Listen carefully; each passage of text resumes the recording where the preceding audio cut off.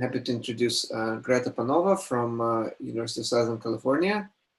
And she will, this is the first lecture of the mini course on algebraic combinatorics. Thank you. Okay, so thank you very much for the honor of giving a mini course in this summer school, and I'm sorry that we couldn't actually be face-to-face in Cambridge, but it is what it is. So I'm an algebraic combinatorialist. I did some things in integrable probability, lozenge tilings, some asymptotics, but my background is combinatorics and algebra, so I'll be talking from this point of view. And because this is a mini course, and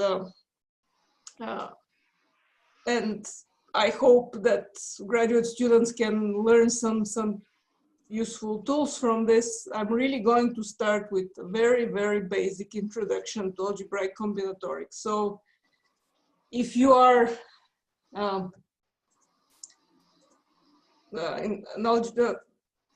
fellow researcher in algebraic combinatorics, you're probably not going to learn anything from this lecture. So next two lectures, I will talk about research results, but this one is going to be really an introduction. But if you are in probability, especially if you are doing some more continuous things, maybe this is going to be new, and I hope that you get something out of it. So let's start. Also, what is algebraic combinatorics from my point of view? So basically it studies discrete objects which come originally from representation theory, like partitions, the semi-standard Young tableau, symmetric functions. So this is an example of a Schur function. This is an example of a partition. It is related to many other fields. So I would say that representation theory started algebraic combinatorics in some sense, but it's also the relationship goes the other way.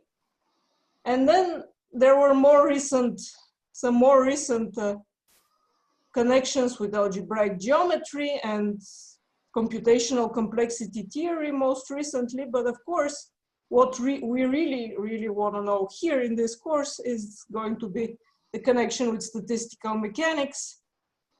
And so this course is going to be, this mini course is going to be about this. And statistical mechanics, from my point of view, very often is related to dimer models and random tilings and vertex models and so on. Okay, so everybody can hear me, see what I'm writing on the screen? Can you give me thumbs up? And so, yeah. All right, cool. Okay, so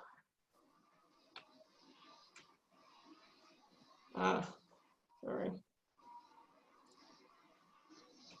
Okay, so this is the plan. So today we are going to do the intro to the tool. So algebraic combinatorics, symmetric functions, Young tableau, RSK algorithm, non-intersecting lattice paths, and these are references for whoever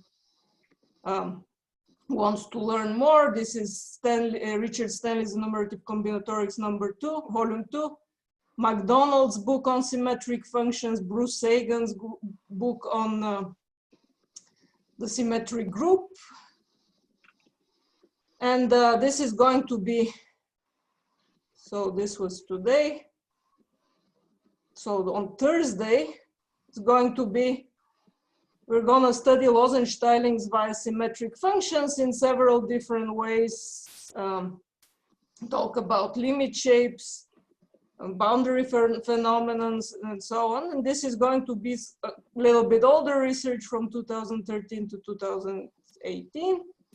And then the last lecture is going to be something that we started with a few workshops. Many of you were already there, but this is going to be called the asymptotic algebraic combinatorics. And of course, this is related to probability and to the objects that we are going to discuss right now. And this is this is the more recent research. And these are pictures from the talks that will be next time and on Friday. Okay, so let's start. So the origins, as I said, was representation theory. Of course, you all know permutations. Permutations you can think of as bijections, maps, and they form a group. The group action is under compositions when we think of permutations as bijections from the set of n elements to the set of n elements. And so here are some examples how the the product in the group works. And of course, the identity element is the identity permutation, which is 1, 2, 3, 4, and so on, n.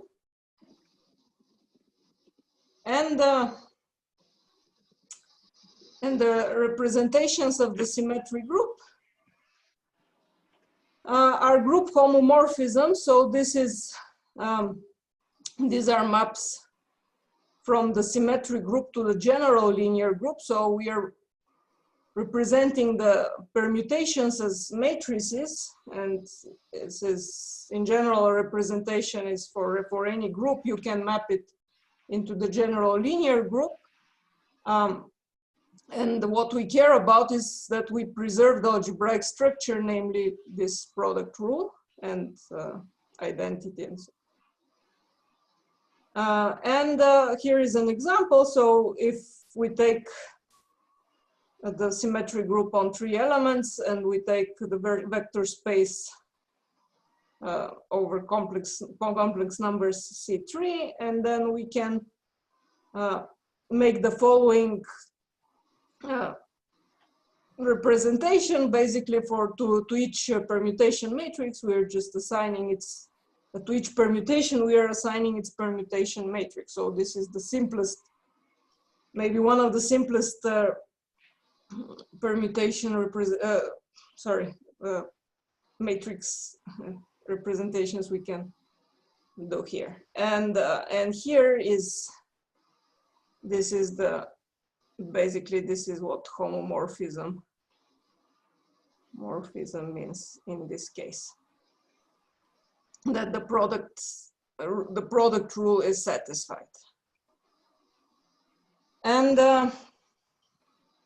so representation theory originated more than 100 years ago and was developed by Lee, Klein, Schur, then later von Neumann, and it's heavily used in physics also, so you probably encountered it anyway somewhere. So the main object of study in representation theory is the reducible decomposition. So in this case, with the symmetric group, we are looking for, we have a representation V. So V is just the vector space, but we know how the symmetric group is acting on it, or which matrices we have over this representation, over this vector space. And so the vector space can be decomposed into irreducibles, basically that there are no invariant subspaces of any of this VI. So Sn sends them all over the places. And for example, this space that we had earlier with the permutation representation is actually not irreducible. It decomposes into these two vector spaces, V1 and V2, and V1 is just basically the space of all vectors whose coordinates are all the same. And as you can see, so what the symmetric group does in this case is just permutes elements. And so if of course, these entries are all the same. There, it's going to be invariant. And then there is another space which the symmetric group preserves. So this is sample decomposition. The irreducible representations of the symmetric group have been classified a long time ago. These are called the Specht modules. They are indexed by all lambda. Lambda is in this talk and forever on is going to be integer partition of, in this case, n. N is the size of the group. So hopefully you all know what integer partition is, but just to recap, so this is a sequence of weakly decreasing integers which sum up to n, and the way we represent integer partitions is by Young diagrams. So these are just a stack of boxes.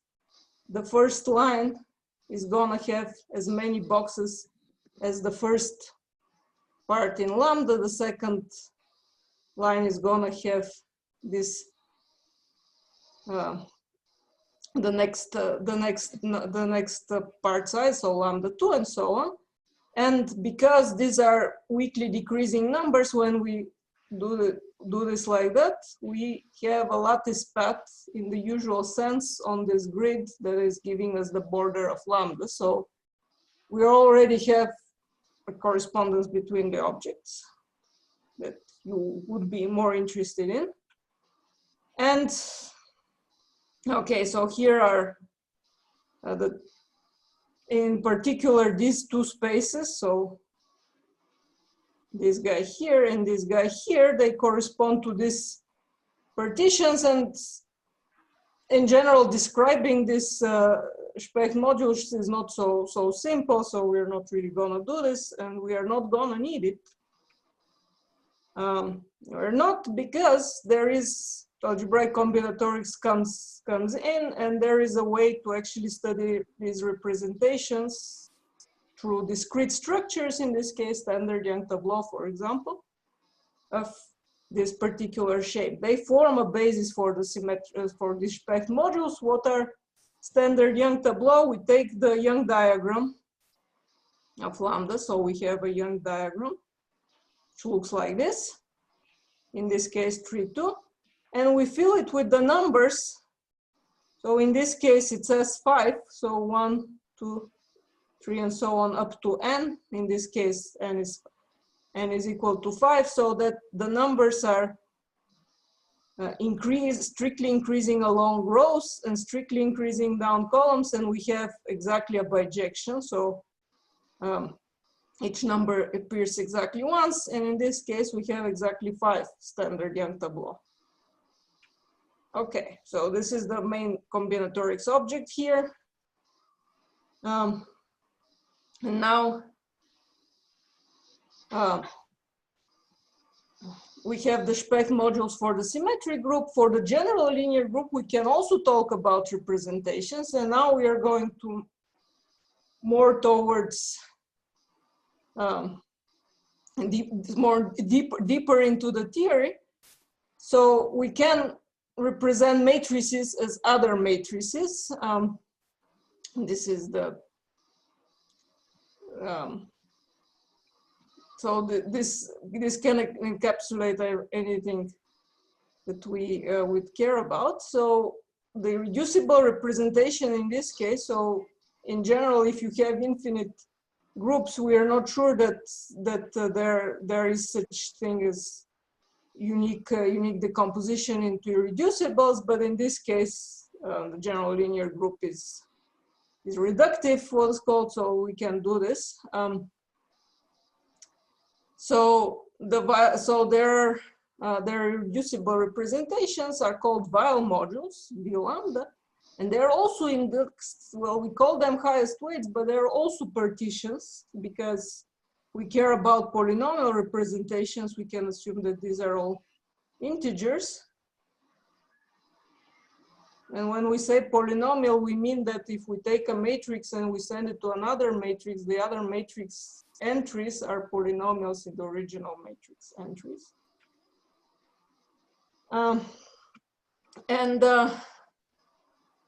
And then again, so we don't really want to deal with the intrinsics of these representations. It would be complicated, but there is a way to encode all this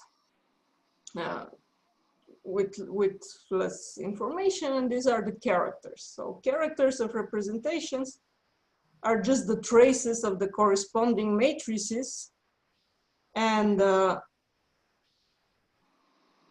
characters for when we go over the irreducible representations of the group, they form an orthonormal basis for the central function. So because we are taking trace, if we have conjugate elements in the group, they're going to have the same eigenvalues. So we're going to have the same trace. And so these are constant. This is what a central function means, constant on conjugacy classes. And if we know we are talking about representations, then the characters characterize exactly this irreducible representation. And if we want to know something about the decomposition, then we can just study the characters. So, and what you probably all have already seen, Schur functions somewhere are actually the characters of these V lambda, these Weil modules. So Schur functions we will be talking about half of this lecture, so we'll define them properly in a minute. But basically, if we want to think of them as from representation theoretic terms, they are indexed by the same lambda as this module, and this diag x1 up to xn means the matrix with diagonal entries x1 up to xn, or just eigenvalues x1 up to xn. The character of any such matrix, the character of these matrices is exactly the Schur function. And how do we define them or compute them? Well, there are formulas. One is Weil's determinantal or character formula, which gives it as a ratio of 2. Well, the bottom is a van der Monde determinant, the top is van der Monde-like, and it's a very, very useful formula for integrable probability in particular. But there is also the other formula, which combinatorics very much like, because it shows you that this is a polynomial with positive integer coefficients, and the index, the way it's indexed is by what's called semi-standard Young tableau. So that's another definition. So we're going to get into this in a minute, so we are not skipping anything. Okay, so now that we mentioned these Schur functions, we have to cover symmetric functions in more generality, because we are going to use them all the time. Okay, so the ring of symmetric functions, formally, lambda n is the ring of formal power series in infinitely many variables, and n here is, in this case, the degree of this, the monomials in this series.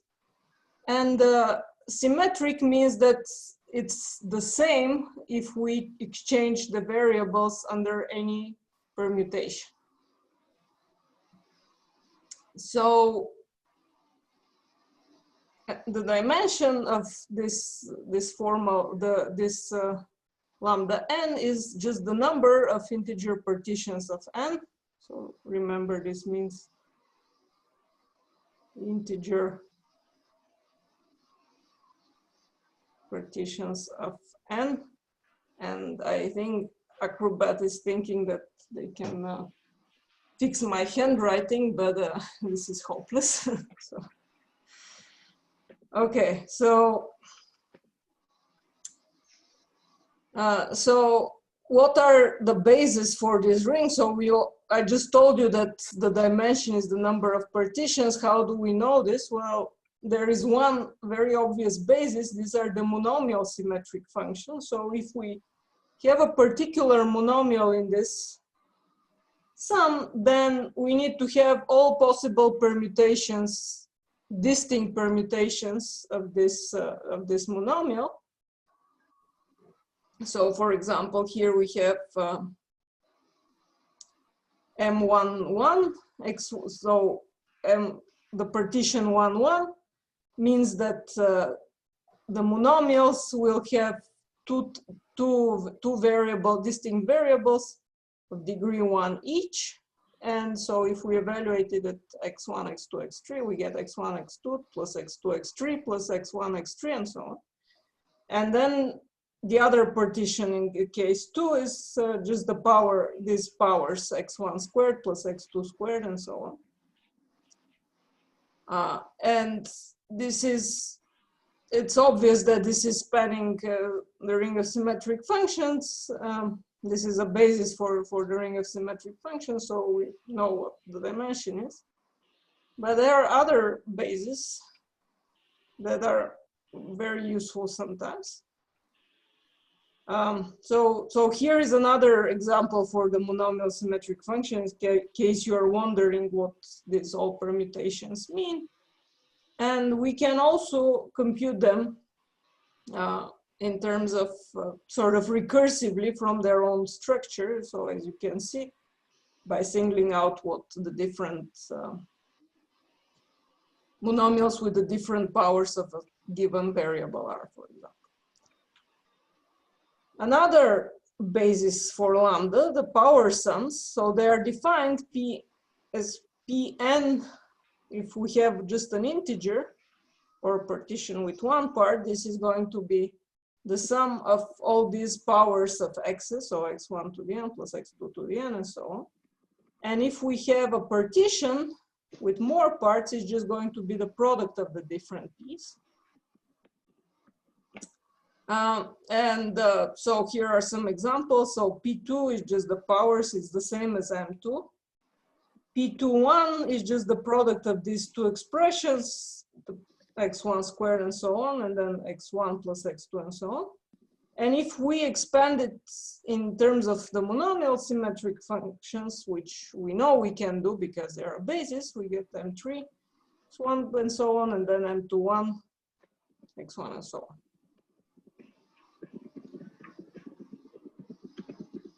Okay, so the next case is the homogeneous symmetric function. So now we are taking all possible monomials of degree n and summing them up. This is Hn. So this is a pretty big polynomial. And h lambda is defined just like with the power sums. H lambda is h lambda 1 times h lambda 2 and so on. And now it's probably harder to see that it forms a basis, but they do, and one proves this by various tricks or orthogonality among them. And here is an example what happens when you plug in the numbers 1 in place of these variables.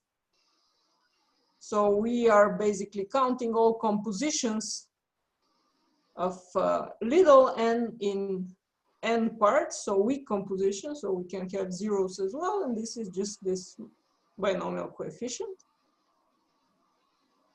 And there are elementary symmetric functions. So there is an involution which sends the h's to the e's, and it's also very useful, especially when you deal with it comes up when you deal with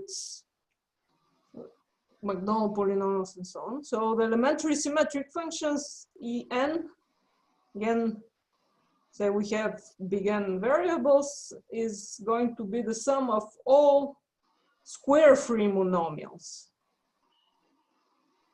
and each appearing exactly once. So we have sequence, so we can write them as sequences of strictly increasing integers.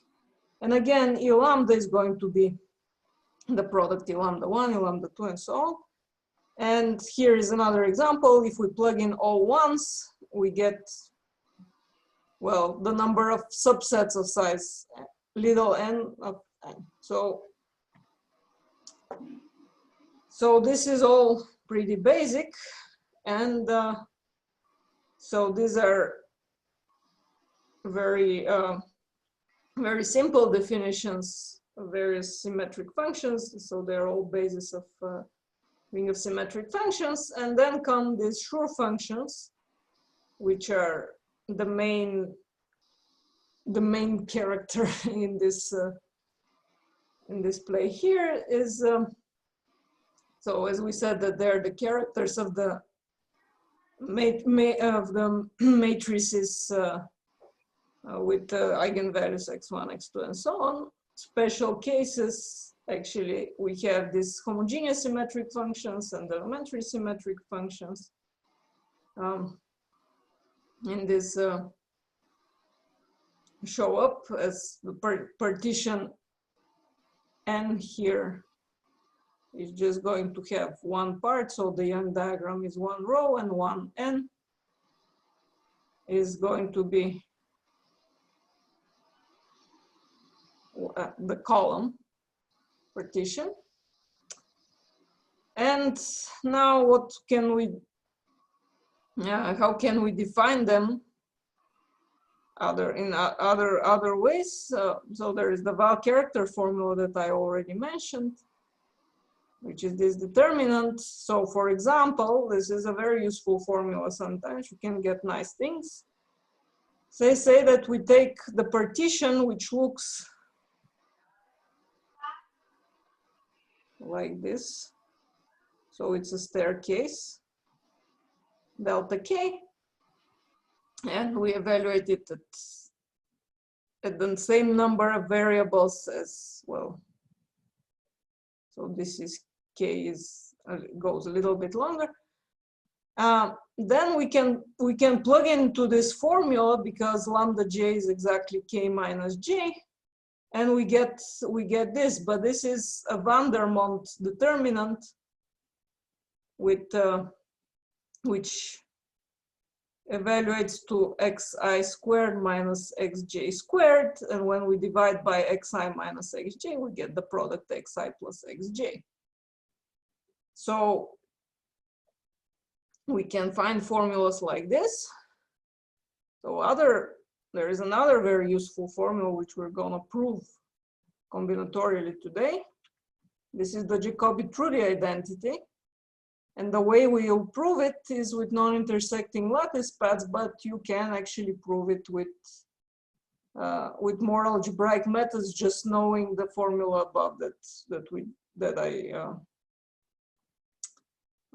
from Val character formula. You can use Cauchy-Binet, for example, to prove this formula as well. But we will do all this combinatorially. And we have this determinant. These are the homogeneous symmetric functions inside. So another, yeah. So is this product xi plus xj is a consequence of Jacobi-Trudi or not? Or I mean, are these related? What, this one? Yeah. Well, this is a consequence of Val character formula. I'm not sure one can see it with Jacobi-Trudi,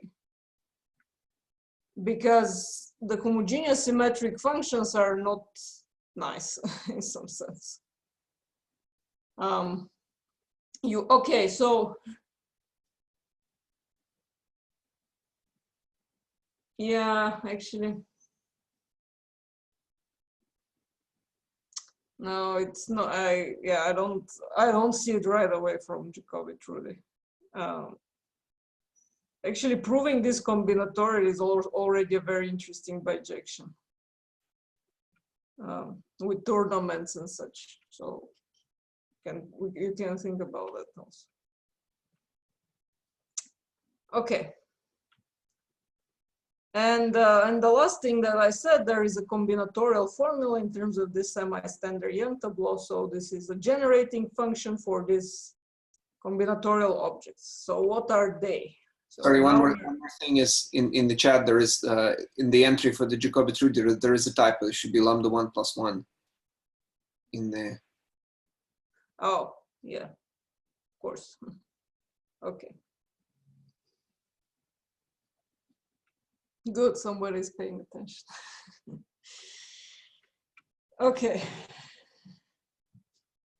So what are these combinatorial objects that stand behind all of this and that are gonna help us to study laws and stylings and things like that? So this first standard Young tableau, there are always some shape, partition shape or skew partition shape, which we'll talk about later, lambda 1 up to lambda k.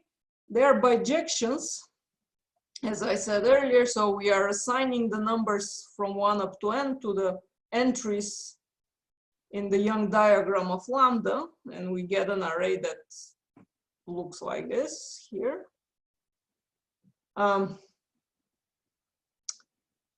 So the condition is that things are strictly increasing down rows and strictly increasing along along rows and down columns. And each number appears exactly once, from the number from 1 up to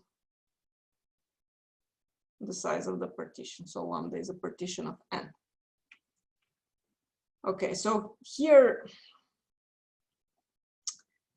is an example. These are half of the standard Young tableau of this staircase shape that I drew earlier. So no surprise, this is going to be 16 to the power of 2.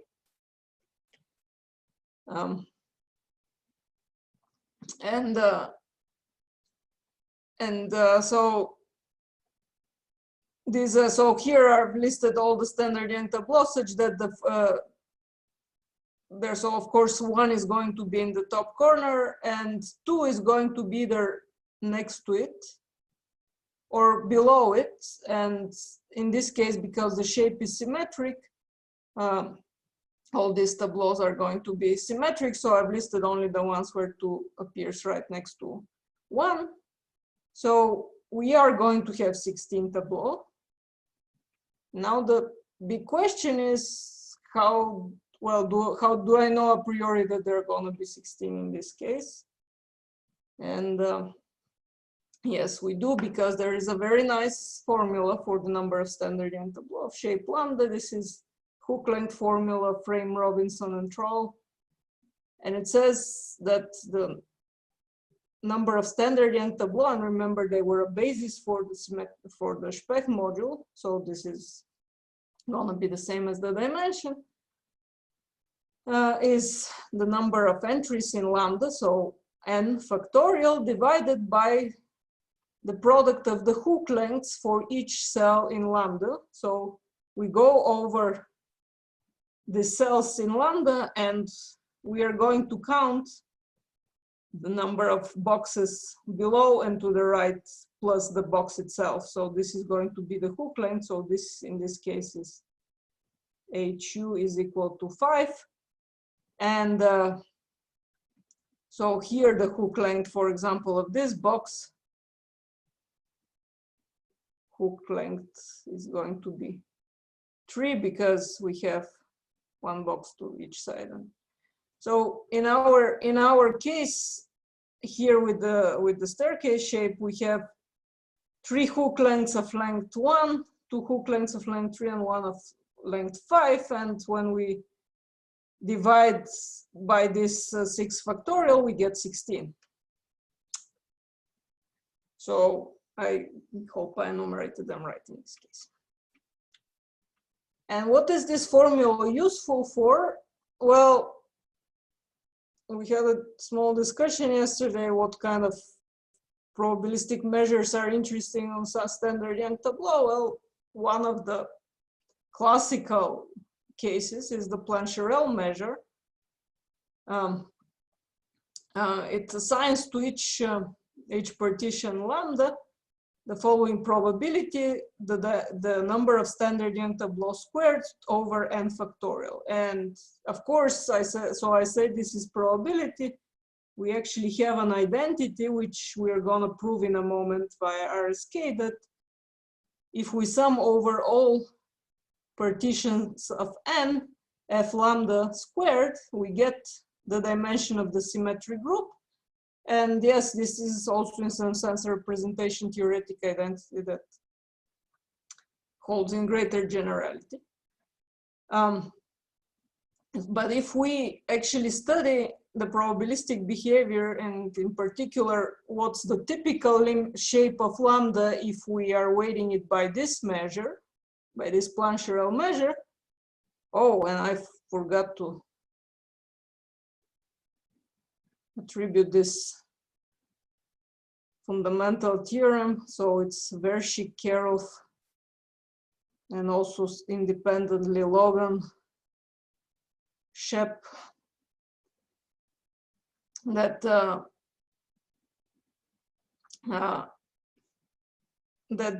under this probability measure, lambda has the following limit shape. So this is when we take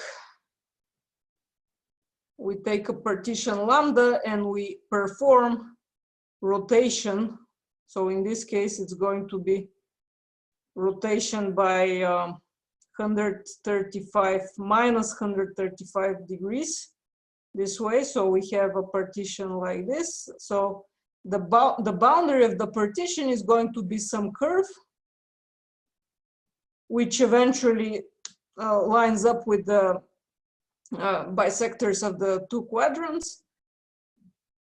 And so these are going to be the x and y coordinates, and these curves upon rescaling by square root of n actually reach this limit shape.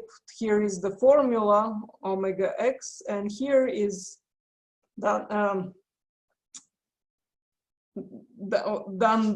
Betea's Lego art. So this is actually made out of Legos. Is the same shape. Okay, so what are the semi-standard Young tableau?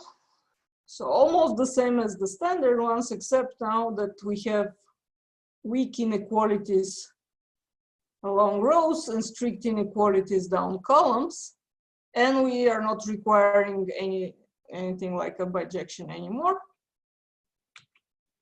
So almost same example, so same shape, but let's say n is equal to 3, because otherwise it's too many. So this means that the entries are 1, 2, and 3. And we are putting them in this Young diagram according to these rules. So here are all of them, so 8. Remember that formula about the Schur function earlier. So again, we should expect the power of 2 in this case. And the formula for Schur function, the combinatorial one, is that if we are evaluating it at, say, x1 up to xn, these variables, we are summing over all semi-standard Young tableau of shape lambda with entries 1 up to n. And for each such tableau, we take the product of the corresponding entries, where we replace the entries by the corresponding variables. And here is one example. So this is the tableau that corresponds to x1 to the third x2, x3. This is the next guy over here, and so on. There are two tableaus with the same monomial. Which ones are they? So these and these are giving us this monomial, and so on. And the number of semi-standard Young tableau is just going to be the value of this Schur function evaluated at 1, 1, 1. And we know already that this Schur function was I less than j xi plus xj, so we get a power of 2. Not surprisingly.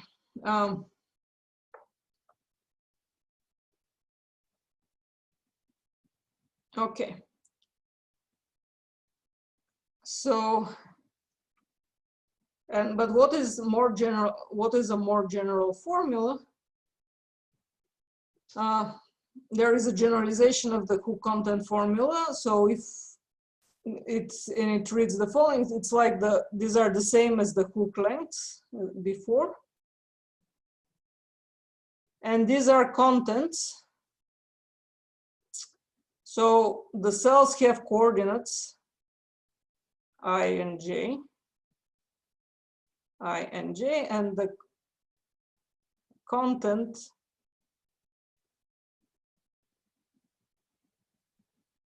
is going to be j minus I. So if you have a very long partition, you're going to have a lot of semi-standard Young tableau, and if you transpose it, you'll have a lot less. You can see it from this formula, but you can also see it combinatorially because the row rule is a lot more restrictive. And how can you prove this formula? So I'll just give a very quick overview of how this works. So instead of evaluating at 1, we are going to plug in what's called the principal specialization, but we have powers of q instead of 1. It's a very usual generalization that happens in combinatorics. Like q analog. So we plug in the values 1, q up to q and minus 1. Why did we do this? So that we can actually apply Weil's determinantal formula, which otherwise would cancel. We could plug in all ones.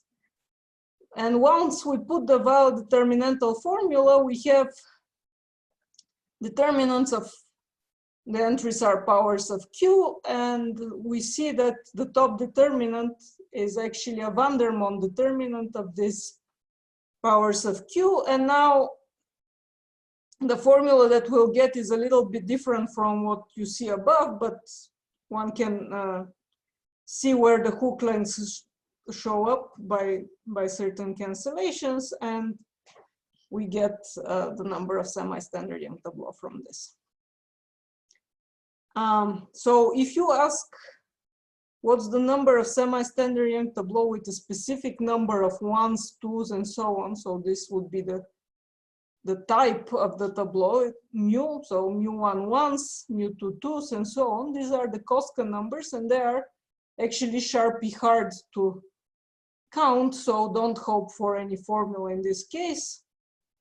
What we would be really interested in here is more tight asymptotic results.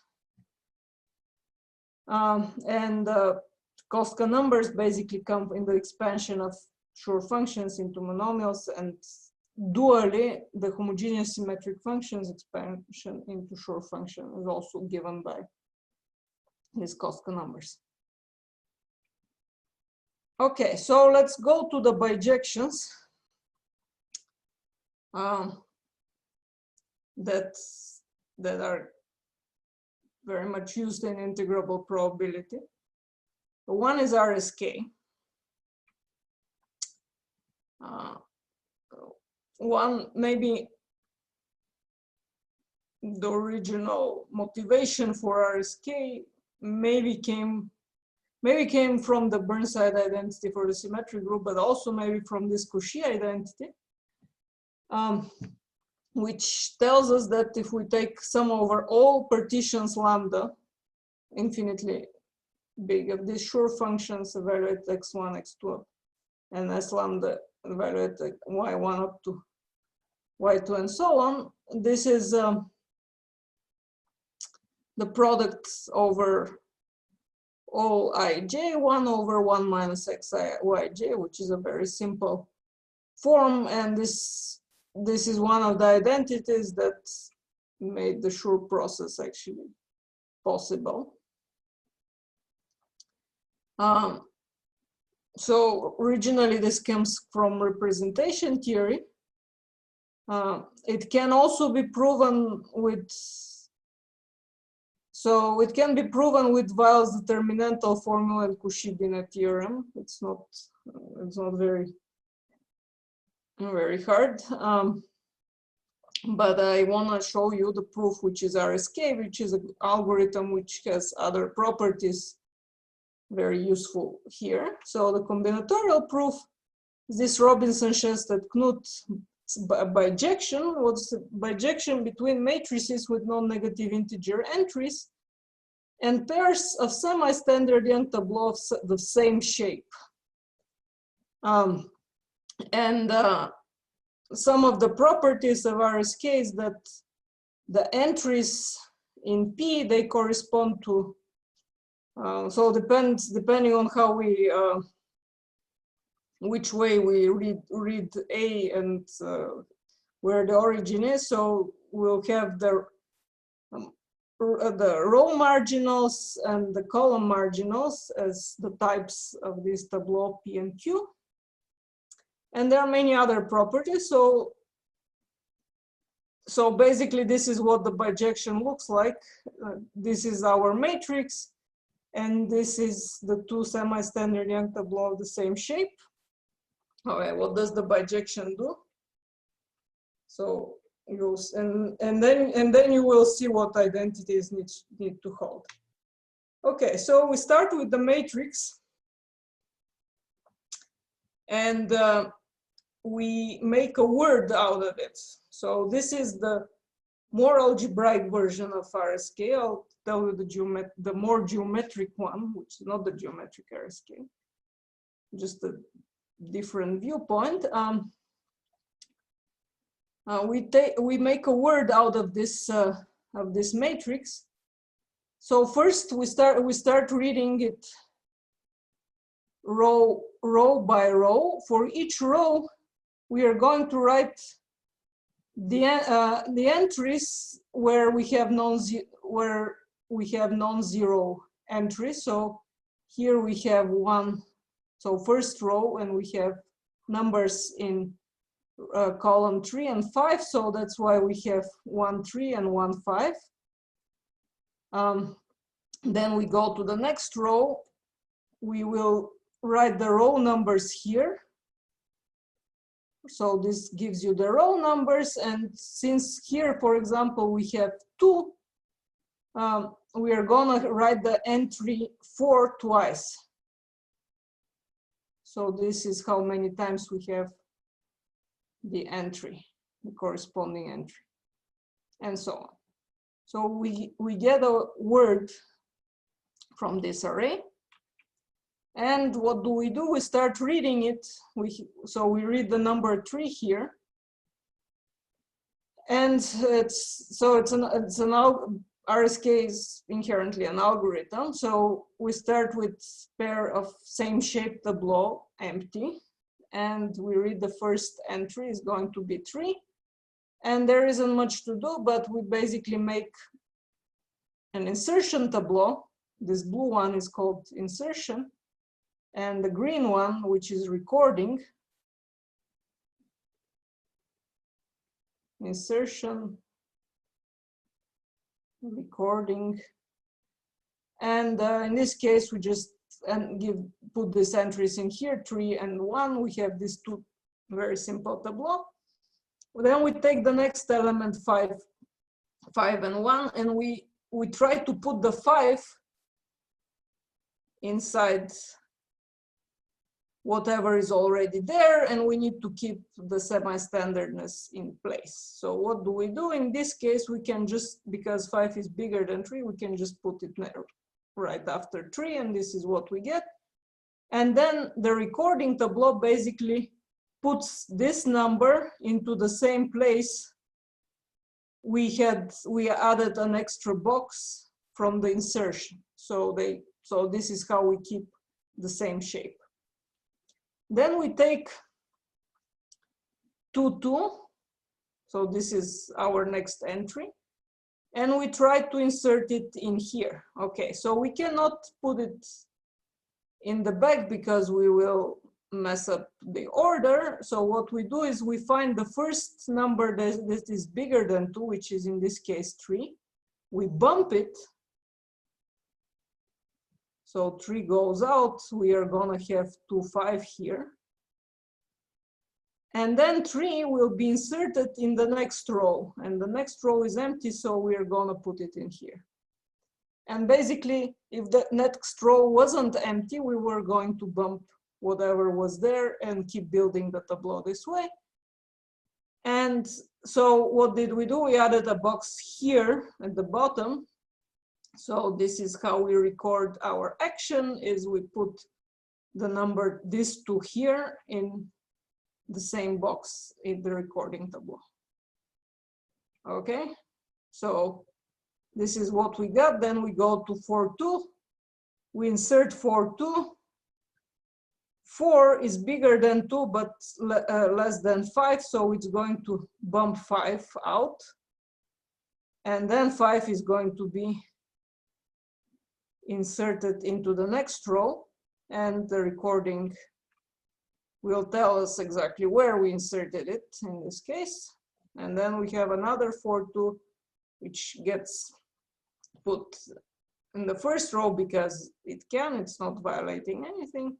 Then we have 1, 3, 1 bumps the 2, and so on and so forth. We continue this way and we get this tableau P and Q, which are by design the same shape. The fact that they are semi-standard unit tableau is a theorem, means that, and the fact that this is a bijection and you can go back, you can see how when the bumps happen, in what order we have. So entries with the same that came from the same row numbers, they are always weekly increasing, so we can guess in what order the bumps happen and we can reverse the process.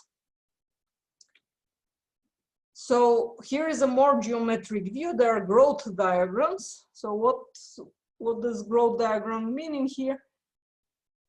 We have as input lambda, mu, and mu. We have a square that these are partitions that are the corners of a square. The inside is some number a. Lambda and mu have to be interlacing, and interlacing means exactly this. So this is what's called interlacing. And then if we have this case, we can build a partition from out of this information here, which is basically in some superficial sense the sum of lambda and mu minus lambda plus a, or at least this is how the number of boxes behaves, and this is how we build it by this procedure. So the first row is the maximum of mu1 and mu1, and then we add a to the first row. So we always so the first row is going to keep track of this a, and then the next ones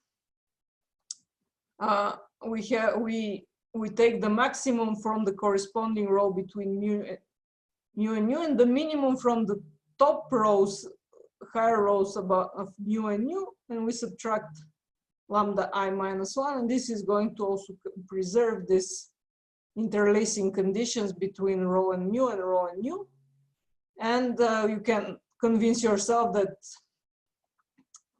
this number of boxes holds. So how does this look like in practice? So we start with our matrix, except this time we are moving this way and this way. So I reversed the matrix just for the reasons of how the growth diagrams were originally designed. So we start from the bottom, And we start filling it by first this, the lowest row is going to be all empty partitions. So here we have all the empty partitions. Here we have also on empty partitions. And now we see that we have enough information to fill this guy over here. It's going to be one box. Now we move forward. So here we have the three partitions. When we have two, we can perform this algorithm. It's not going to be very instructive. We get 3 here and so on. So we can keep building this inductively. And in the end, so let me show you what happens here. So this is the first thing. Then we can do the next anti-diagonal. We have these partitions. The third anti-diagonal, we have this partition, which we are building from this growth diagrams. Then we have these partitions, and then in the end we have this. And this is going to be the shape that we get of this tableau in the end. How do we get the insertion and recording tableau? And here it's a matter of how we turned our matrix. So I'm not going to be very picky about this, but say that we read the insertion tableau from the top row. We take the sequence of partitions which are interlacing, as we said, so the sequence of partition from the top row. And then we put them on top of each other. So as you can see, the colors are seeping through, where the first one is highest up, then we below it we put the second one, and then the third one. And whatever color is showing, we are putting the corresponding number in, and we get a semi-standard Young tableau. And it's a semi-standard Young tableau exactly because we have these interlacing conditions, so that the second row is less than the previous, the first row of the inside the tableau, and so on. And similarly, we do the same with the recording tableau. Again, we stack them on top of each other, and whatever we see, we put the corresponding number in there, and we have this this tableau. And then you can do RSK on this matrix, but remember to start reading from here and here somehow, and then you'll see that you will get this P and Q, hopefully. So what are some properties we can see on this? First, RSK is symmetric, obviously, from this procedure is symmetric. So if we transpose our partition, if we flip it along the diagonal, if we flip our matrix along the diagonal, then we are just changing the recording and the insertion tableau. And in particular, if we want to have a bijection between just semi-standard Young tableau and matrices, we'll just have symmetric matrices. And we also can prove Cauchy's identity, which is quite easy in this case. So this is the generating function. So what is each of these terms is a geometric series, and if we take a product, so we are going to be summing over all possible matrices. Here, for each entry in the matrix, we will get a monomial xi yj, and then we'll have, this is a generalized version, so x to the row marginals of A, and y monomial to the column marginals of A. So now RSK sends this matrix to pair of tableau. So really the correspondence is here. And as you, if you paid attention, so the entries in the insertion tableau corresponded to the actually, maybe I did switch it. So y and x, but because of the way we were reading it. So the entries in one of the tableau corresponded to the row numbers, and in the other tableau corresponded to the column numbers. And we have all tableau of the same shape, and we're summing over all possible shapes. And what are the generating functions for sums of semi-standard Young tableau? These are exactly the Schur functions, so we get this identity here. But the growth diagrams actually give a better understanding to some things. So for example, you can prove a skew Cauchy identity, which is of the following form. So I did not define skew Schur functions, but here they are. We take two partitions and we take the difference between these two partitions. So one should be inside the other. This is a skew partition, skew shape or skew partition. And then the skew Schur function is defined combinatorially the same way.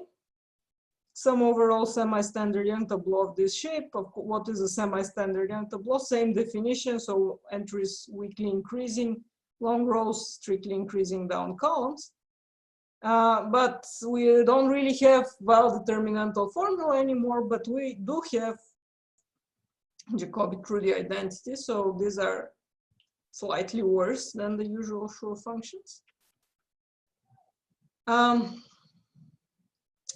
And what's another consequence of RSK?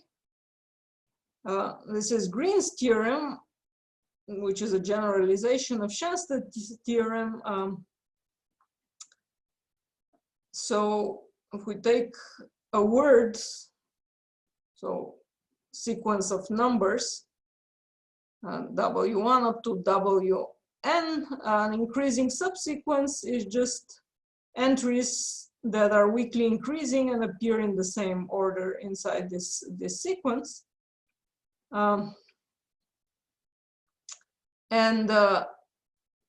We may want to consider some properties of this word, like the length of the longest increasing subsequence. So the maximal k such that we can find the increasing subsequence of length k in here. And this is, we'll recognize this is really last passage percolation. So here is another connection, integrable probability. So here we have one partition, one word W. The longest one is in red, so 3, 4, 8, 9. And so in this case, the longest increasing subsequence is 4. And in general, we can have a collection of increasing subsequences. So this should be disjoint. So we can find several subsequences, disjoint subsequences of W, each of which is increasing, and we take the total sum of their lengths. This is what we'll call ISJ. And Green's theorem says that if RSK of W gives you P and Q shape lambda, then lambda is tightly connected to these increasing subsequences. In particular, lambda 1 is the longest increasing subsequence of W, and the sum of the first J entries of lambda is the size of the maximal size of J non-intersecting increasing subsequences in W.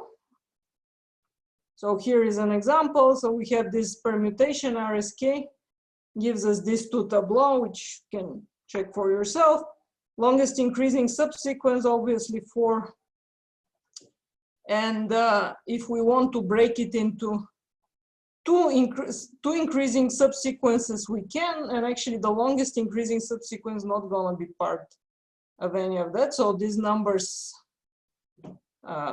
these numbers, this case change when you take different j's, but here we'll have very simple identity. So let me do a more interesting example. So the one that we just saw earlier, so this is presumably the same as RSK. So what do we have? What is the longest increasing subsequence corresponding on this picture? It's the maximal weight that you can pick up along a path where you start from bottom right row, bottom left cell, and you go to the top right cell, like in this red path. So this is the maximal path, or this is really LPP. So in this case, so there are several such maximal paths, but I picked one. So we go from 1, 2, and so lambda 1 is just the sum of these numbers. So what's going to be the next situation when we have two things? So we need to break this down into two increasing paths which pick up the maximal sum of elements along this entry. So and in this case, we can do this with these two blue paths and their lengths, weighted lengths in some sense, with the entries in there. We're gonna give us 10, which is exactly lambda 1 plus lambda 2. And of course, we can always break this into three increasing paths. So the total sum of lambda 1 plus lambda 2 plus lambda 3 is gonna be 3. So, and of course we are not gonna get with entries no bigger than 3 or matrices of size 3 by 3, we're not really gonna get a tableau of any larger height than 3. So let me mention briefly, this is a preview for the next talk. So dimer models and lattice paths. What can we say from algebraic combinatorics perspective about lattice paths? So dimer models, you can think in terms of physics, it looks something like that. For example, this is a dimer model on the hexagonal grid. The dimers are bipolar molecules in this case that can make connections between the atoms just at this 120 and these angles. And we can make lozenge tilings out of this picture. How do we do this? Replace each dimer by a rhombus.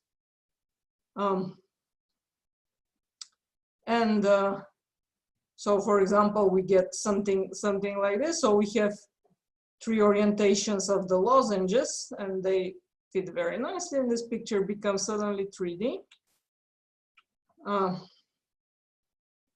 So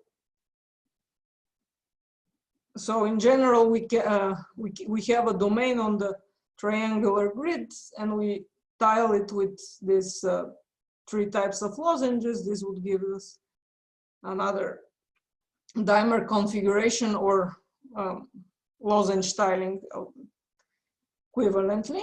And also here, okay, so redundancy. So here is what the dimer configuration would look like on this, what the lozenge tilings would look like on this dimer configuration. And this becomes this 3D picture. We ultimately will be interested in studying large pictures look like and how they behave. So they approximate some stepped surfaces. We can ask many questions about it. Of course, this is also connected to the five vertex model, and now you can see some non-intersecting lattice paths, which I can also draw like this here.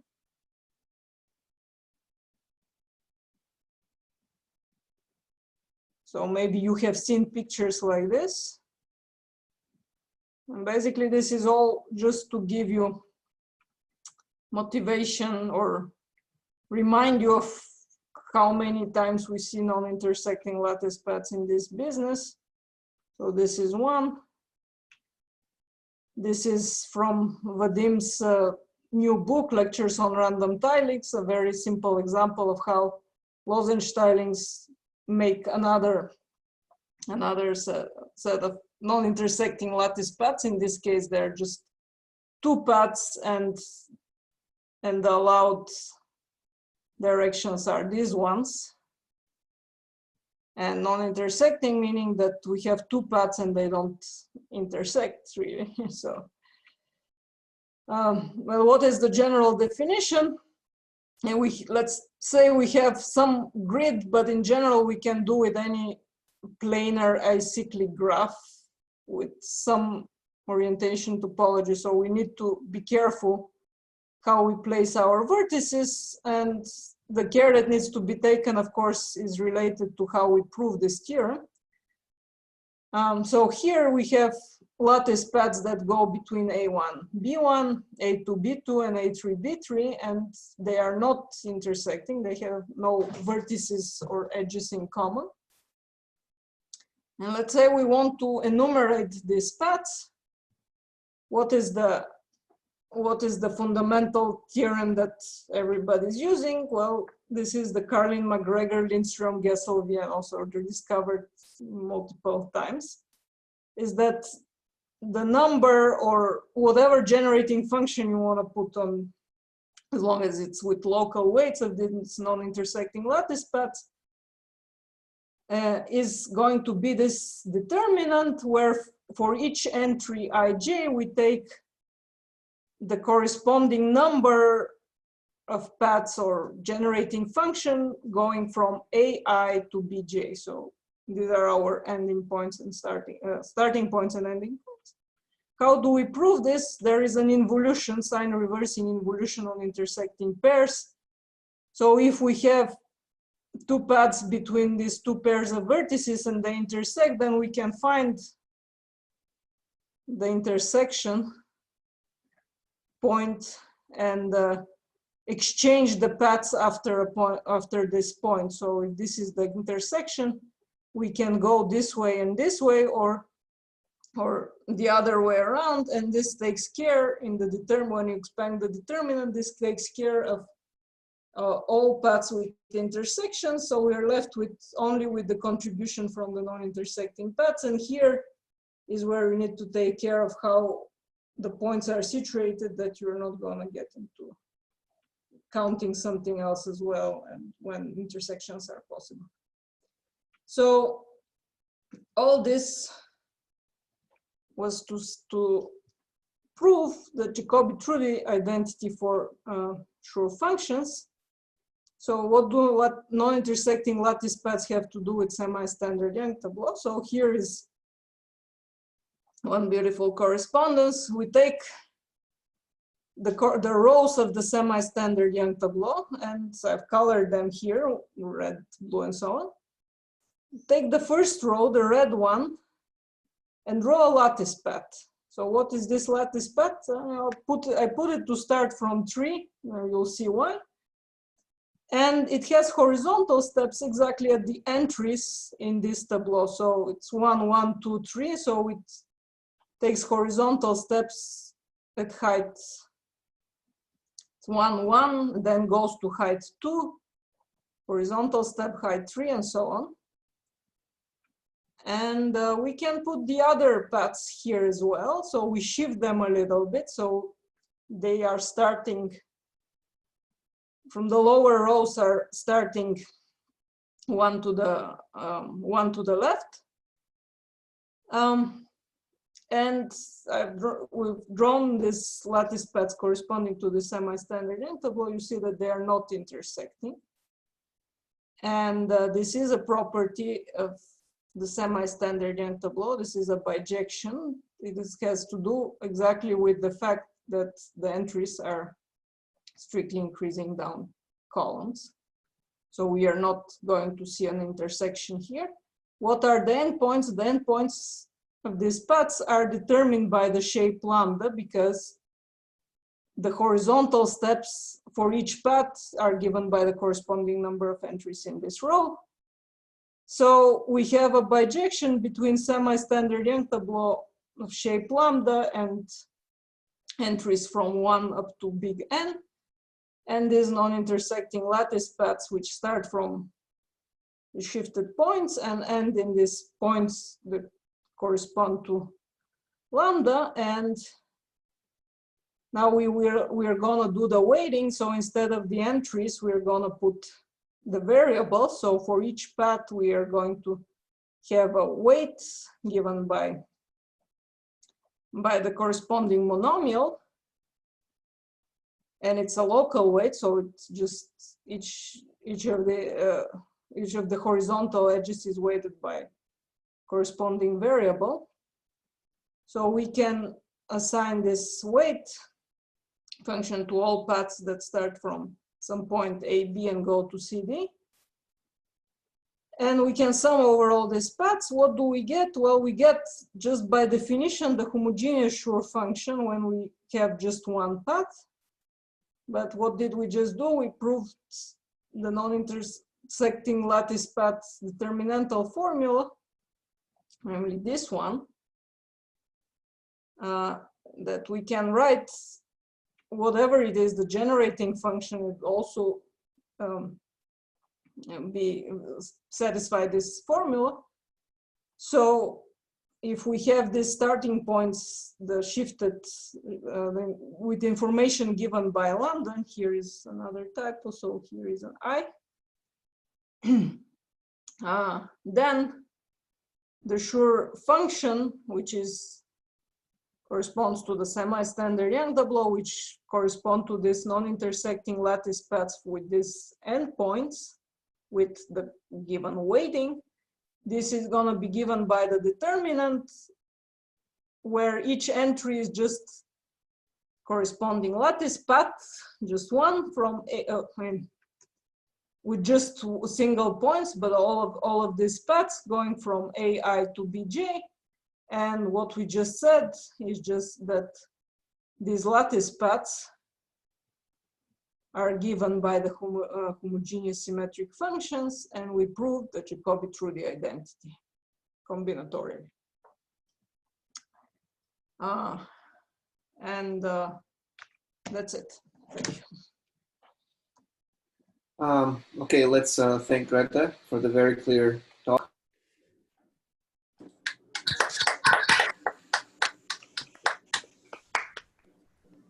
Are there any questions?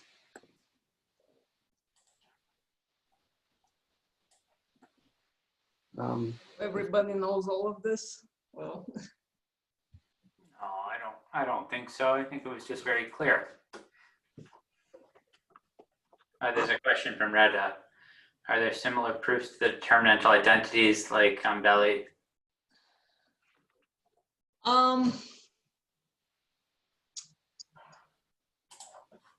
Not exactly. No, I don't think that Jambelli would work with lattice paths. Just because we have this hook, the entries are some ribbon Schur functions or hook Schur functions, so they are not a priori in bijection with something like this. But there might be something more combinatorial. I'm not sure. Well, the dual function has this proof where you probably pass to a strict weak lattice or something, and yeah. So you can prove the dual Jacobi-Trudi where you transpose lambda and you have the elementary symmetric functions instead. So another collection of non-intersecting lattice paths. And actually, on Thursday I will show another non-intersecting lattice path proof with some more atypical entries, which has to so we will prove the so-called Nerus hook length formula using non-intersecting lattice paths, and using a generalization of Jambelli's identity and another interpretation, but it's going to be different from what you're asking. So yeah. Are there any other questions?